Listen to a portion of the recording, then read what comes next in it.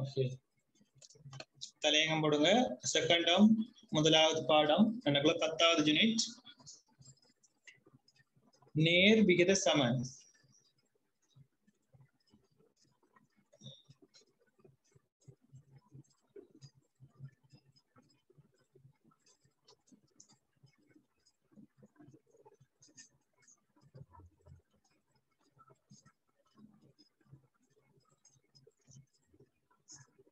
Okay நேர் விகித சமன் போட்டுட்டீங்களா?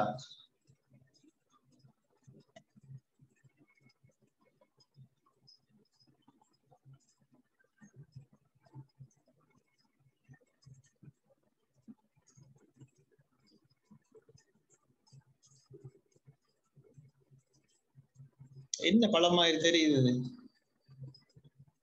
வெறும் பழமோ தெரியல. தெரிகிற பழத்தை சொல்லுங்களேன். என்ன பழமா இருக்குது? இப்படி ஒரு பழத்தையே காணலையா?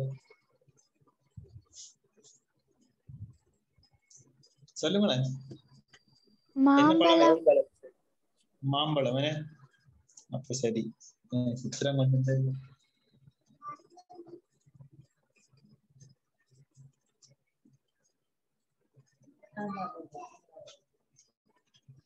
ஓகே இது மாம்பழங்களோட எண்ணிக்கை. மாம்பழங்கள் எண்ணிக்கை.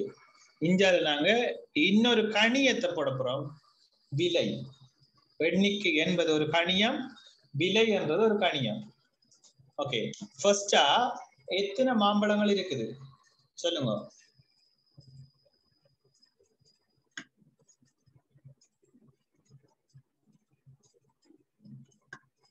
சொல்லுங்களேன். ஃபர்ஸ்டா எத்தனை மாம்பழம் இருக்குது? இதுல எத்தனை மாம்பழம் இருக்குது? அதுக்கு ஒன்று பேசாம இருக்க கூடாதா? நம்ம ரிமூவ் பண்ணிட்டா சரி. ஒரு மாம்பழம் இருக்குது சரியா? ஓகே ஒரு மாம்பழத்துல விலை ரூபாய் 30 இருக்குமே. ரூபாய் 30. சரி 2 மாம்பழத்துல விலை எவ்வளவு வரும்? 60. ரூபாய் 60. ஓகே ரூபாய் 60. ஓகே ரூபாய் 60. சரி அப்ப 3 மாம்பழத்துல விலை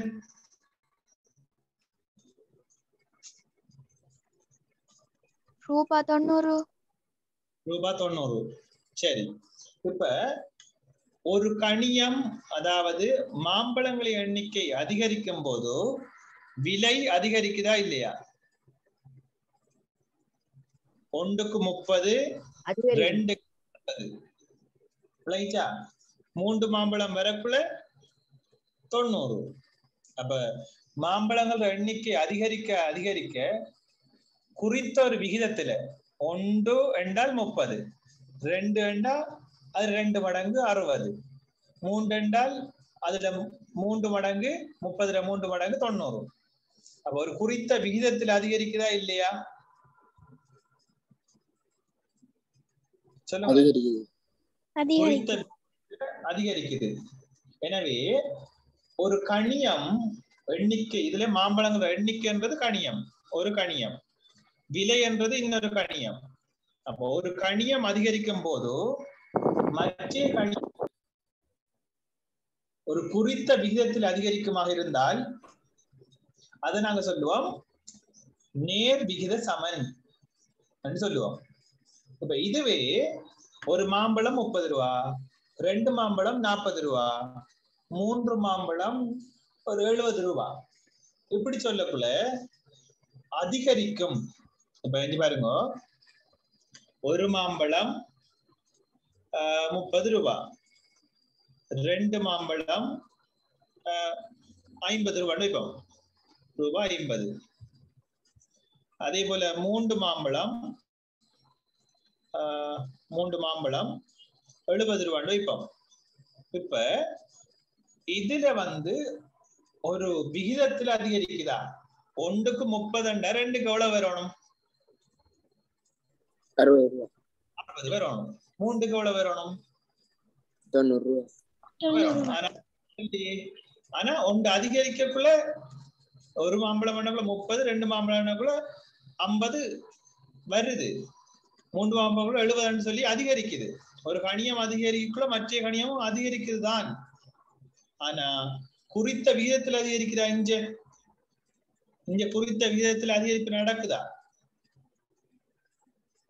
இல்ல இல்ல. இங்க பாருங்க, இத பாருங்க, 1க்கு 30, ஒரு மாம்பழம் 30 ரூபாய், 2 மாம்பழம் 60 ரூபாய், 30 30 60, அல்ல 32 அளவிற்குனால் 60 ரூபாய். 3 மாம்பழம் என்றால் 30 3ஆல பெருக்கி 90 ரூபாய். ஆனா இதே தொடர்பு இங்க இருக்குதா? பாருங்க, இருக்குதா? இல்ல. ஒரு கணியம் அதிகரிக்கும் போது மற்ற கணியமும் அதிகரிக்கும் என்றால் அது நேர்விகித சமன் இல்லை. எப்படி வரணும் என்றால், ஒரு கணியம் அதிகரிக்கும் போது மற்ற கணியமும் குறித்த விகிதத்தில், சரியா? எப்படி? குறித்த விகிதத்தில் அதிகரிக்கணும் அல்லது குறித்த விகிதத்தில் குறையணும். ரைட்டா? அதிகரிச்சா அதிகரிக்கணும், குறைந்தால் குறையணும். இது விளங்கிட்டா? இதுதான் நேர் விகித சமன் சொல்ற. சரியா? ஒரு கணியம் அதிகரிக்கும் போது குறித்த விகிதத்தில் மற்ற கணியம் அதிகரித்தல், அல்லது ஒரு கணியம் குறையும் போது குறித்த விகிதத்தில் மற்ற கணியம் குறைதல், அதுதான் நேர் விகித சமன். இது கிளியரா விளங்குதா? முதல் எழுதியிருக்கிறார்கள், மற்றார்கள் இதை குயிக்கா நோட் பண்ணுங்க, கழிக்கொள்ளுங்க. ஒரு கணியம் அதிகரிக்கும் போது ஒரு கணியம் அதிகரிக்கும் போது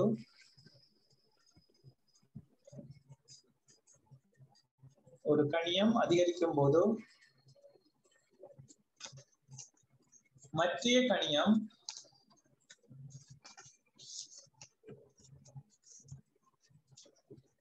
ஒரு கணியம் அதிகரிக்கும் போது மற்ற கணியம் குறித்த விகிதத்தில் அதிகரித்தல், குறித்த விகிதத்தில் அதிகரித்தல்,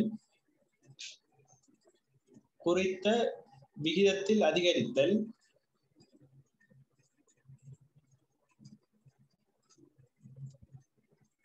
அல்லது விலங்கு கதைக்கிறது கிளியரா? குறித்த விகிதத்தில் அதிகரித்தல் அல்லது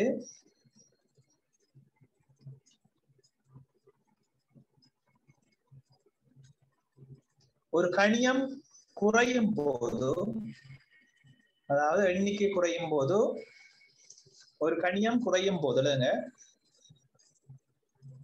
ஒரு கணியம் குறையும் போது மற்ற கணியமும் குறித்த விகிதத்தில் குறையுமாயின், குறித்த விகிதத்தில் என்னதுக்குள்ள கோடு போடுங்க.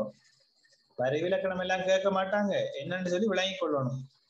சரியா? குறித்த விகிதத்தில் குறையுமாயின், ஒரு கணியம் குறையும் போது மற்ற கணியம் குறித்த விகிதத்தில் குறையுமாயின்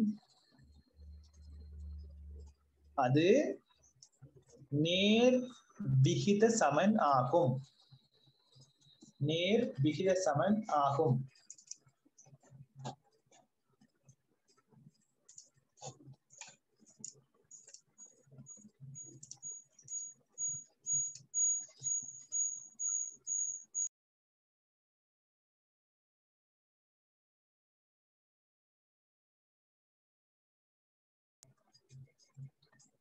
எழுதிட்டீங்களா?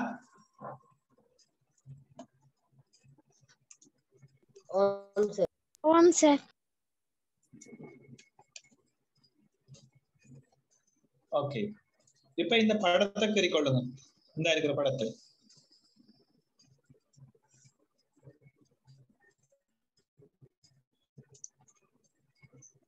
எண்ணிக்கை விலை. எண்ணிக்கை என்றது ஒரு கணியம், விலை என்றது ஒரு கணியம். இப்போ 1 மீட்டர் துணி 200 ரூபான்னு சொன்னால் 2 மீட்டர் துணி 400 ரூபாய். அப்ப இங்க எண்ணி இந்த துணியின் நீளம் என்றது ஒரு கணியம், விலை என்றது இன்னொரு கணியம். கணியங்கள் வந்து வேறுபடும். சரியா? இப்ப நம்ம உதாரணத்துக்கு ஃபர்ஸ்டா பார்த்திருக்கிறது வந்து எண்ணிக்கையும் விலையும். துணியும் விலையும் பார்க்கக்குள்ள அந்த துணியின் நீளம் அடுத்தது விலை. அப்ப அங்க வேறுபட்ட கணியம். விளங்குது அது? ஆம் சார். நோட் பண்ணி கொள்ளுங்க.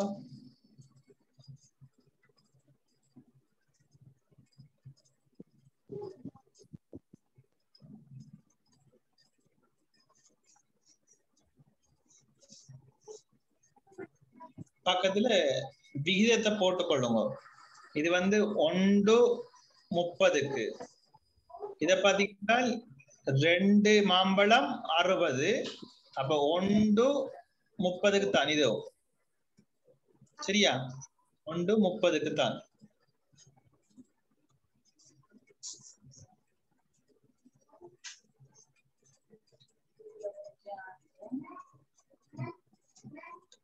ஒன்று 30. அடுத்தது பாருங்க 3:90. அப்ப அதையும் எளிய விகிதமா மாத்திரம் என்றால் 3ஆல பிரிச்சம் என்றால் 1:30 தான் பெறப்போகுது. விளங்கிட்டா? ஆம் சார். 1:30 இது முதலாவதுக்கு. இரண்டாவதுல 2:60 வருது. அது எளிய விகிதமா மாத்திரம் என்றால் அதுவும் 2ஆல பிரிக்க போறோம். 2ஆல பிரிச்சா 1:60, 2ஆல பிரிச்சா 30. அப்ப அதுவும் 1:30 தான் வருது. மூன்றாவது 3:90. அப்ப இதை 3ஆல பிரிச்சீங்கன்னா அதுவும் 1:30 தான் வருது. இது கிளியரா விளங்குதா? இப்ப பாத்தீங்கன்னு சொன்னா ஒரு குறித்த விகிதம் தான் காணப்படுது. பாருங்க, விளங்கிட்டா? இதைத்தான் சொல்றோம் ஒரு குறித்த விகிதம் சொல்லி. விளங்குதா? ஆம் சார். ஆம் சார். ஆம் சார். கணக்கு போவோம்.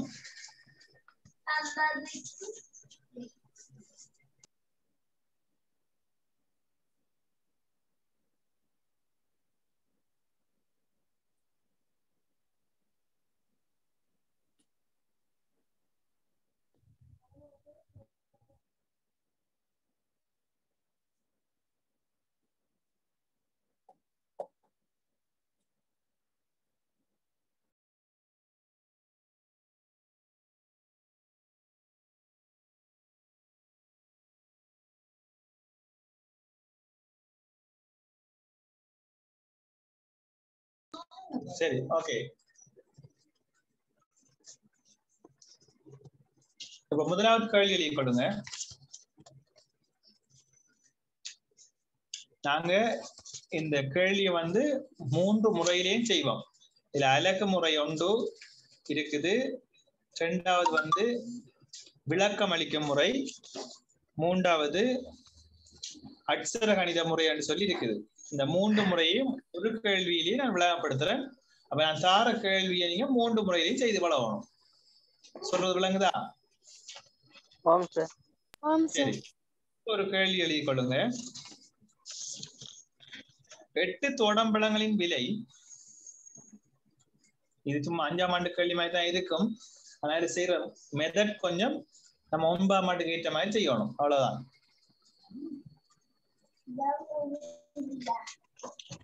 ஓகே, 8 தோடம்பழங்களின் விலை, 8 தோடம்பழங்களின் விலை ரூபாய் 400. 8 தோடம்பழங்களின் விலை ரூபாய் 400 எனில்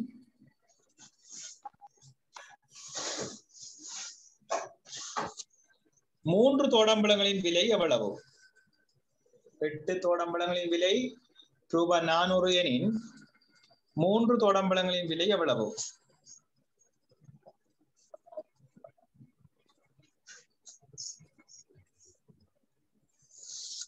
எட்டு தோடம்பழங்களின் விலை ரூபாய் 400 எனில் 3 தோடம்பழங்களின் விலை எவ்வளவு? நான் ஒரு கணக்கை விளங்கப்படுத்துறேன் 3 முறையிலேயும். அதுக்கு பிறகு ஹோம்வொர்க் தரேன். சரியா?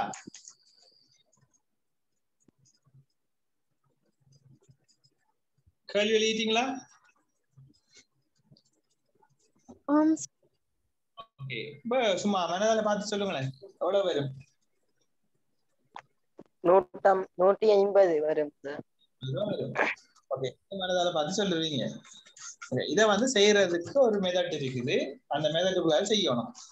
கேட்பாங்க, அழகு முறையில செய்யுங்க அல்லது விளக்கம் அளிக்கும் முறையை பயன்படுத்தி செய்யுங்க, சரியா, அட்சர கணித முறையில செய்யுங்க என்று சொல்லி கேட்பாங்க. அப்ப அந்த முறையில நாங்க செய்யக்கூடிய மாதிரி இருக்கணும். லேஸ் அது. சரி, இப்ப தந்து தரவை சொல்லுங்க. 8 தோடம்பலம் தானே? 400 ரூபாய். 8 தோடம்பலங்கள் வந்து எவ்வளவு? 400 ரூபாய். ரூபாய் 400. ஓகே, கேள்வி என்ன? 3 தோடம்பலங்கள் எவ்வளவுன்றது எனக்கு கேள்வி.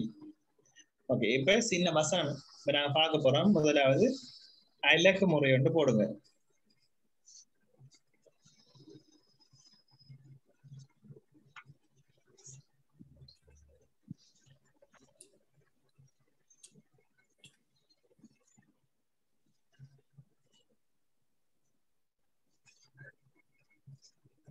அழகு முறை போட்டுட்டீங்களா?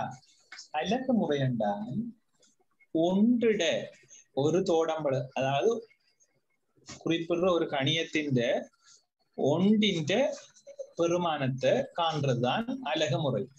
அதை கண்டு கேட்கறதுக்கு காணணும். சொல்றது விளங்குதா? சரி, இப்ப நீங்க வசனம் எழுதணும். அதுக்கு அழகு முறையில பார்க்க போறோம்.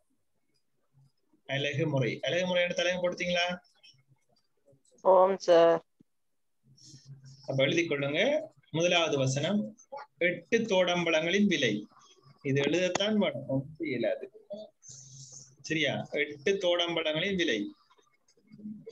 தோடம்பலங்களின் விலை ஷார்ட் பண்ணி எழுதலாம்.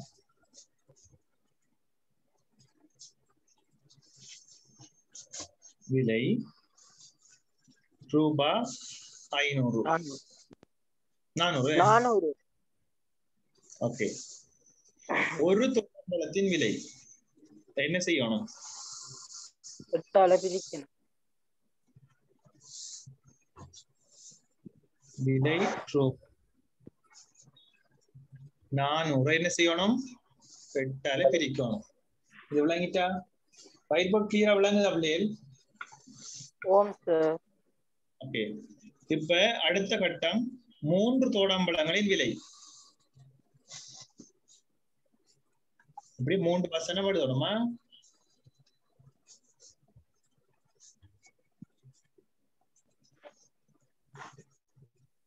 விலை.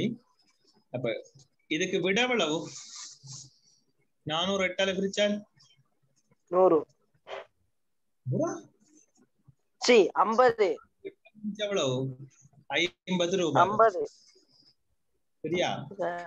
அப்ப 3க்கு காணணும் வேண்டாம், நீ வேணும் 3ஆல பெருக்கணும்.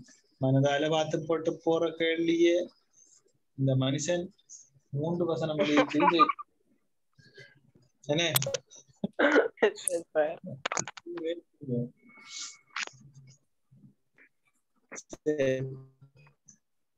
ஓகே, ரூபாய் 150 எப்படித்தான் செய்யணும்? அப்ப மார்க்ஸ் போடுவாங்க எக்ஸாம்ல. சரியா? சரி சார். இது வந்து அழகு முறை. தர வச்சு ஒன்றுட பெருமானத்தை கண்டுபிடிக்கணும். சரியா கவிசன்? விளங்குதா கவிசன்? ஓம் சார். சோமி விளங்குதா? ஓம் சார். திஃப்லா? ஓம் சார். புருஷோத்த காணலே.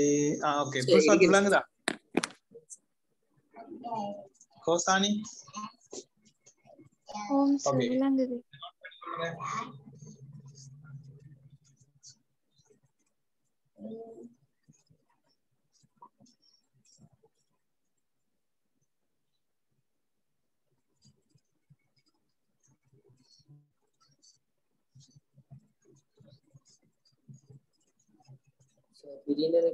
போன்ல சார்ஜ் இல்லையாங்க சார். ஓகே நான் ரெக்கார்டிங் போடுறேன். இது லிங்க் அனுப்பி விடுறேன். மிஸ் பண்றாங்களா அது கிளாஸ் மிஸ் பண்ணிட்ட பண்ணி யோசிக்க தேவையில்லை, அதை பார்த்து கொள்ளலாம். திரும்ப விழாங்காட்டி கேட்கலாமா? அவ்வளவுக்கு நான் ரெக்கார்டிங் அனுப்புவேன். சரி ஓகே. இப்ப இரண்டாவது முறை போடுங்க, விளக்கம் அளிக்கும் முறை.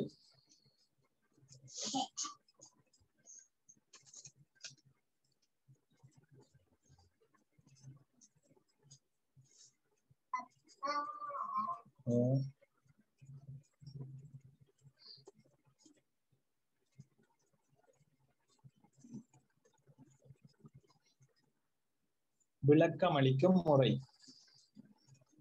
சரியா? இது லேசு. இப்ப அதே கேள்வியை வச்சு செய்ய போறோம். 8 தோடம்பழம் எவ்வளவு ரூபா?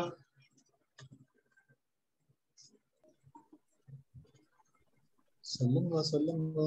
400 ரூபாய். 400 ரூபாய். நாங்க காண போறது 3 தோடம்பழங்களுக்கு எவ்வளவு சொல்லி தெரியணும். அப்ப அதை நாங்க ஒரு எக்ஸாம்பிள் எடுப்போம். நீ விரும்பி எழுத்து போடலாம், எக்ஸ் போடலாம், ஐய போடலாம், ஐய போடலாம். சரியா? செய்யாத 2 அடியும் போடலாம். விளங்குதா? ஓம் சார் விளங்குது. ஓகே. இப்ப இத லேசா எழுதணும். அப்படியோ அப்படி பார்த்து சரி. சரியா? இதப்ப நாங்க பின்னம் எழுத போறோம். விளக்கம் அளிக்கும் முறையில விளக்கம் இவ்வளவுதான். அப்படி பார்த்துடுங்க. கீழுக்கு ஒரு கோடு 3. விளங்கிட்டா? ஓம் சார். ஓம் சார். ஓகே. இடையில ஒரு சமன், அம்புக்குறி எடுத்து போட்டு சமன். மேலுக்கு 400 அப்படி பார்த்துடுங்க, கீழுக்கு கோடை போட்டு எக்ஸன் எழுதுங்க. இது விளங்கிட்டா? ஓம் சார். ஓகே. இதை நான் அடுத்த ஸ்கிரீன்ல எழுதுறேன். இது எப்படி எழுதுறேன்னு விளங்கிட்டா உங்களுக்கு? ஓம் சார். இப்போதைக்கு இதை நோட் பண்ணிக்கொள்ளுங்க. குயிக்கா இதை நோட் பண்ணுங்க. விளங்கப்படுத்துக்குள்ள எழுத வேணாம். சரியா? எழுதுறதுன்னா டைம் தருவேன். அதே நேரத்துல விளங்கப்படுத்தல போன்ல வேற வேலையை பார்க்க வேணாமா? அப்படி அறிஞர் சொன்ன அட்மிட் பண்ண மாட்டேன், போவிக்க கூடாது.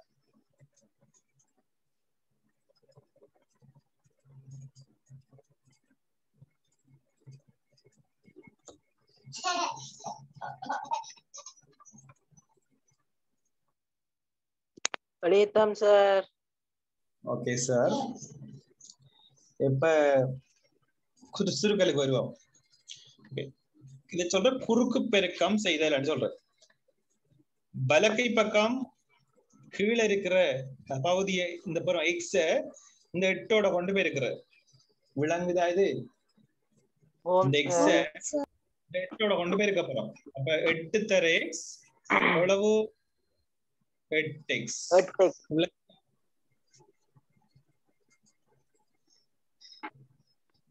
விளங்கு இல்லையா?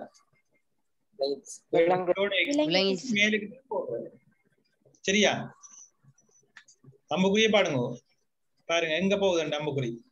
கீழுக்கு இருக்கிற எக்ஸ் வந்து மேலே போய் பெருக்கப்பட போகுது. சரியா? அதாவது பிரிக்கப்படுறது அங்க போய் பெருக்கப்படுது, அவ்வளவுதான். சரியா? பிரிக்கிறதா அங்க போய் பெருக்குது. சரி, அடுத்தது பாருங்க. இந்த 3 இங்க போய் 400 பெருக்கும். விளங்குதா கவிசன்? ஓம் சார். ஓகே. 400 இந்த 3 போய் பெருக்கும்.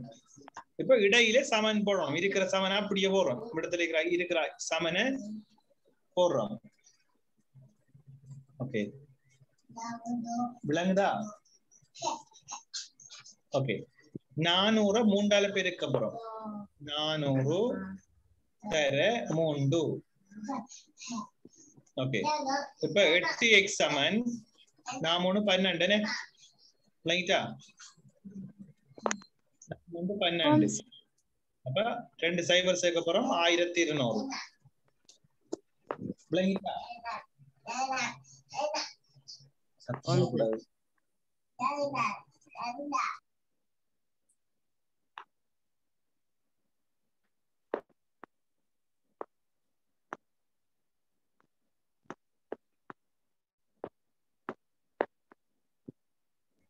சரியா? இப்ப x சமம் எவ்வளவுன்னு சொல்லி காண்றோம்னா என்ன செய்யணும்? 8x சமம் 400. அப்ப ரெண்டு பக்கமும் எத்தனை பிரிக்கணும்? 8ஆல பிரிக்கணும். பிரிக்கணும். சொல்லுங்க. 8ஆல பிரிச்சா நீ இல்லாம போகும். அப்ப x சமம் எவ்வளவு வர போகுது? சார் அந்த 400 வர வேண்டியது இது 1200 வராதா சார்? இன்னும் வெயிட் பண்ணுங்களா? 400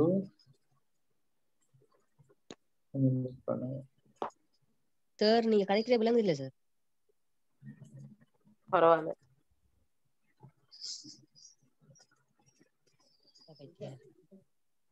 சரி காணிங்க.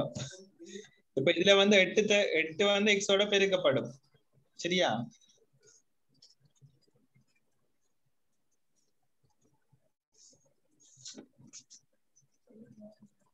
ஹலோ ஓம் சார் சொல்லுங்க சார். சொல்லுங்க. x ஓட பெருக்கப்படும். அப்ப 8x 400 வந்து 3 ஓட பெருக்கப்படும். ஓம். அப்ப 4 3 12 தானே சஜீவன்? 1200. இல்லைங்கட்டா? இப்ப இதை நாங்க 8ஆல ரெண்டு பக்கம் பார்க்க போறோம். அப்பதான் x கண்டுபிடிக்கலாம். நம்ம முதல்ல வந்து 400 போட்டுருந்தீங்களா சார்?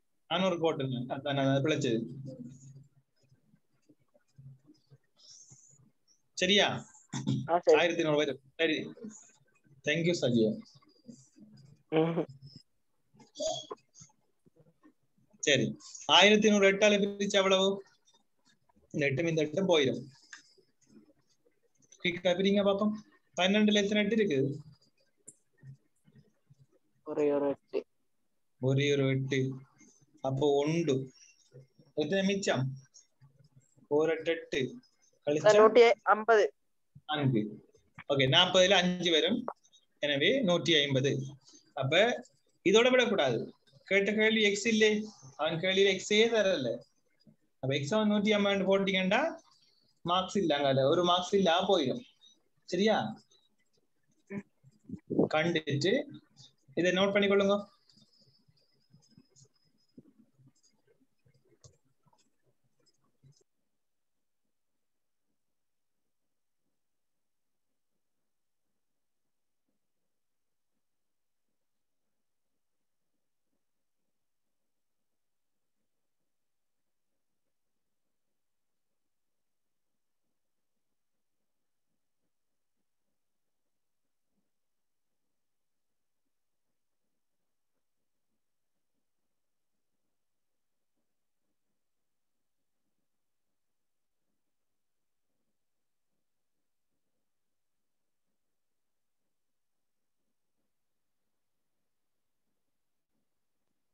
நோட் பண்ணிட்டேன் சார்.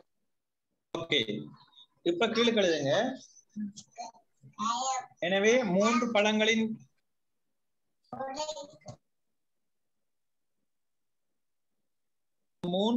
மூன்று பழங்களின் விலை ரூபாய் 150 ஆகும் என்று விட கொடுக்கணும். கடைசியில அவனோட கேள்வி வந்து என்ன? மூன்று பழங்கள் விலை எவ்வளவு? சரியா? இது விளங்கிட்டா? இன்னொரு சொல்லவா? விளங்கிட்டு சார். சஜீவன் தராரு. கவிசன் விளங்கிட்டா? கவிசன் என்ன வச்சிட்டு வேற விளையாட்டு நடக்குது போல நடக்குது. கவிசன் விளங்கிட்டா?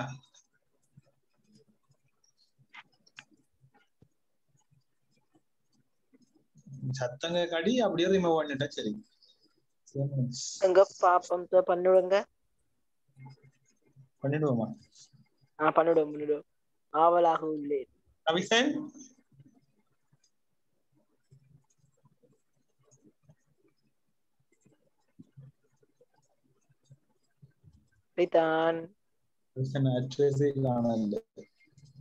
ஓகே, இது விளங்கிட்டா? இப்ப மூன்றாவது முறை போடுங்க. அட்சர கணித முறையில் அட்சர கணித முறை என்று போடுங்க. மூன்றாவது முறை அட்சர கணித முறை.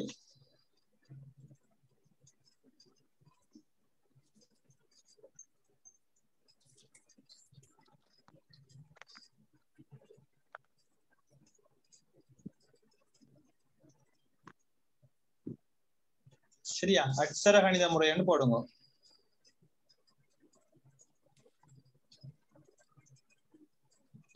போட்டுட்டேன் சார். சரி, இப்ப நாங்க இப்ப பார்க்க போற விஷயம் என்னன்னா, அட்சர கணித முறை அட்சர கணித உறுப்பை பயன்படுத்தி அந்த எழுத்துக்களை பயன்படுத்தி நாங்க செய்வோம். விளங்கிச்சா? இதுக்கு ஒரு தொடர்பு இருக்குது. இப்ப பையின் கீழ் எக்ஸ் சமன் ஸ்மால் கே. சிறிய எழுத்துக்கள் தான் பயன்படுத்தணும் உறுப்புகளுக்கு. சரியா? இப்ப பை என்றது தோடம்பழங்களின் எண்ணிக்கையாக இருந்தால், சரியா, பை என்றது தோடம்பழங்களின் எண்ணிக்கையாக இருந்தா எக்ஸ் என்றது அதுக்குரிய விலை. சரியா? விளங்குதா? அல்லது பை என்பது விலையாக இருந்தால் எக்ஸ் என்றது தோடம்பழங்களின் எண்ணிக்கை. இது ஒவ்வொரு சந்தர்ப்பத்துக்கும் மாறாது. சொல்ல விளங்குதா? நான் பக்கத்துல திரும்ப தரவு எழுதுறேன்.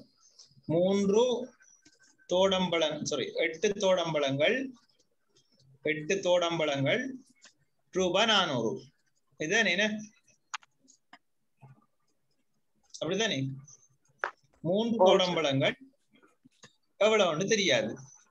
அதை நாங்க சும்மா எக்ஸ் என்று எடுப்போம், அல்லது எந்த பிரமாணம் போடலாம். சரியா?